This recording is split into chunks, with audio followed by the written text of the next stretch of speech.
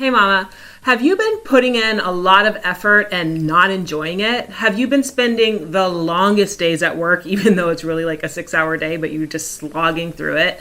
Do you ever cry before you log in the morning? Do you feel like every moment is difficult and trying when it comes to work or what's happening at home or in your community? I hate that for you if that's the case. And I have a follow-up question, which is, have you ever had a day where it's a 10-hour workday, but you just fly through it? Or you are working so hard at something, whether it's a workout, whether it's building something, but you're doing it and it's difficult and it's challenging, but you find joy in it? In other words, has it ever hurt so good for you? And yes, I'm referencing the John Mellencamp song. If you don't know that song, wherever you get your music, Spotify, whatever, go check it out. It's a great song. Hurt So Good is what the song is called. And the idea is like, yeah, some things can hurt, but they can hurt so good. And I've been thinking a lot about how to make things hurt so good, right? Because I have challenges on a regular basis. And some of those challenges actually feel good and bring me joy, and other ones are nothing but pain. And so I want to tell you some of the things that I've realized and have been working with coaching other women on to help it hurt so good.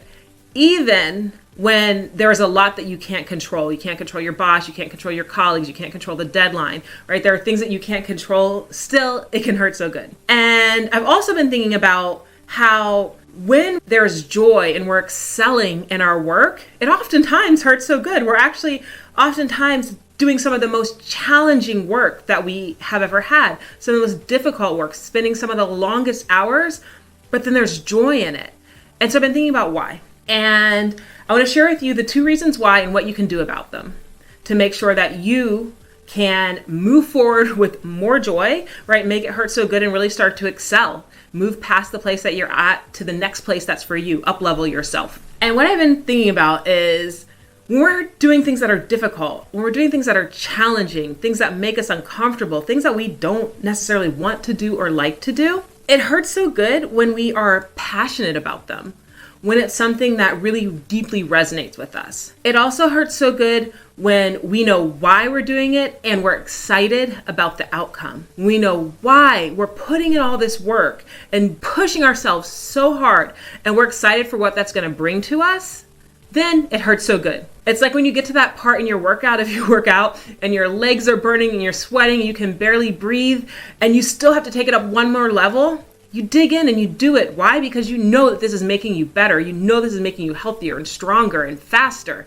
And so it's worth it. But when you don't have a clear why, it can really be painful and make you just want to stop, right? And walk away. So I want to go back to these 2 options and talk to you about them. The first option, right? The first thing to think about is, and solution really, is making sure that you put all of your time, effort, and energy into things that resonate with you, that add value to your life.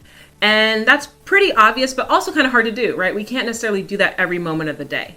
But where we can, we should be putting our time and energy into things that resonate with us, into things that we really deeply care about. And we should do that as much as possible with the limited time that we have here on this earth. The other thing that you can do, right? The other solution, the option I have for you is really thinking about your why and changing your why. And you can do that even if you don't actually change the situation around you, right? Even if you can't change the bad boss, the mean colleague, the impossible deadline.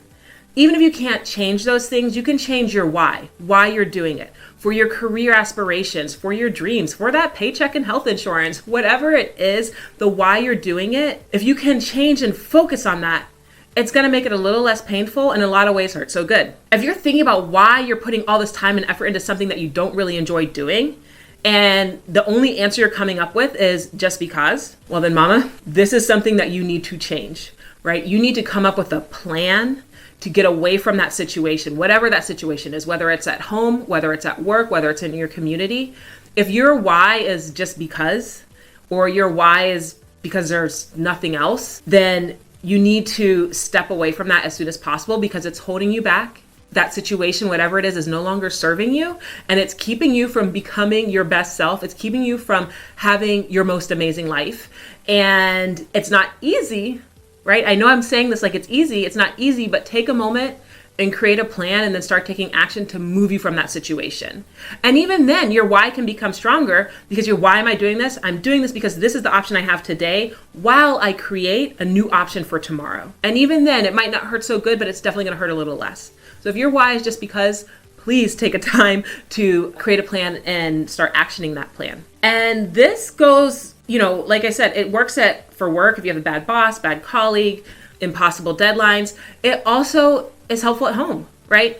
I know for me, I have 2 toddlers and playing with them sometimes, I love them. I love them dearly. Playing with them can be mind-numbing and exhausting. And it really helps me to get more into it, right? To enjoy that time much more, that highly repetitive play that they require in this stage in life. When I think about the why am I doing this? Not because I have to, I'm doing it because I bond more deeply with them when we do this. I do it because it's developing their little brains, right?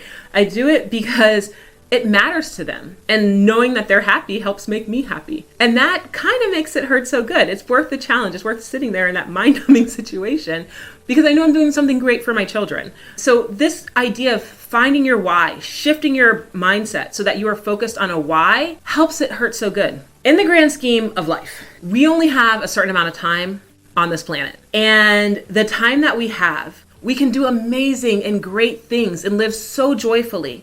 But doing amazing and great things very rarely comes without a challenge. It very rarely comes without being uncomfortable. In fact, oftentimes the greatest things that we do will cause us to be uncomfortable. The goal is for that when you feel that uncomfortable, that it hurts so good. The goal is that you hurt so good when you're going through that pain, even finding a little joy in that pain because you know it deeply resonates with you, the outcome that you're going to get, or you understand why you're doing it and that outcome is something that you desire. So here's the question that I have for you. The challenges you're going through right now, where you're putting so much energy and effort that you feel uncomfortable, that it is extreme need to force yourself to do these things, like waking up early to start the day or staying late at work.